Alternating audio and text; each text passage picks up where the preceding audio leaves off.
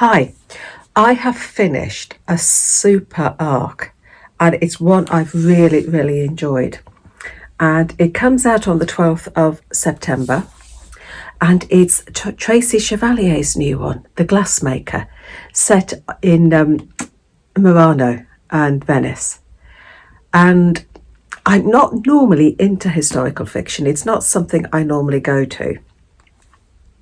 But I've read Tracy Chevalier before and I love novels about Venice. It's one of my most favourite places in the world. We're in 1486 and we've got the Rosso family, the glassmakers on Murano. And our main focus is Ursula, the daughter of the family, in a time when women are not meant to work with glass. Their job is looking after the house. But Ursula, I'm going to keep saying this wrong, aren't I?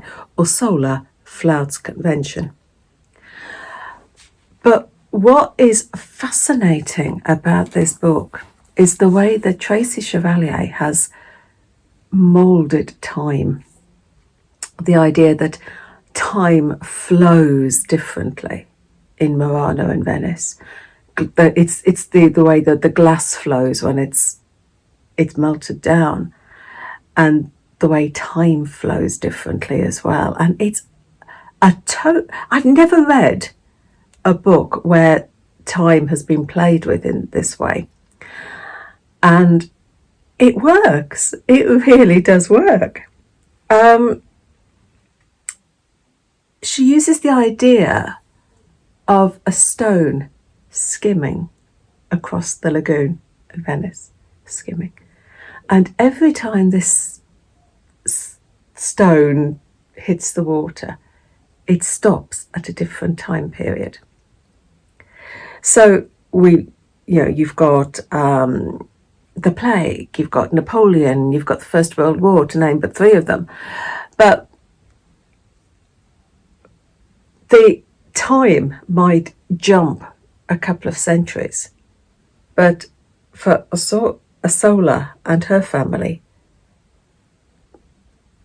10 years have passed, 5 years have passed.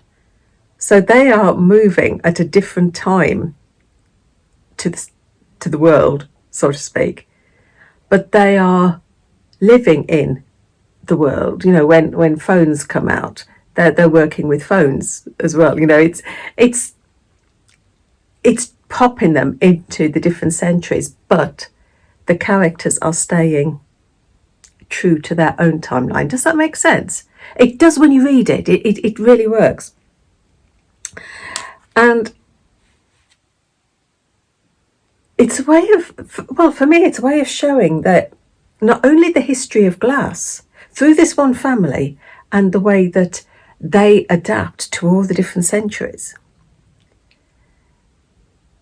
you get the history of glass, the history of the production, how the production methods change, how the styles change. And you see how the glassmakers bend and change with the centuries as well, with the changing times. I thought it was a wonderful way of doing it. I mean, I'd never seen time manipulated in that way. The characters are wonderful. The women in the story are very strong women. Beautiful characters. And it's fascinating to see them adapting to the different centuries and the different obstacles and struggles of the different centuries as well. And you see Venice and Murano change. It's because Venice and Murano are almost like characters in their own right as well. I thought it was absolutely wonderful. I'd love to see this made into a film. I mean, I still remember Girl with the Pearl Earring when they adapted that one for film. And I would love to see this made into a film as well. I think it would work beautifully. So, The Glassmaker by Tracy Chevalier. I thoroughly enjoyed it. So, happy reading. Take care.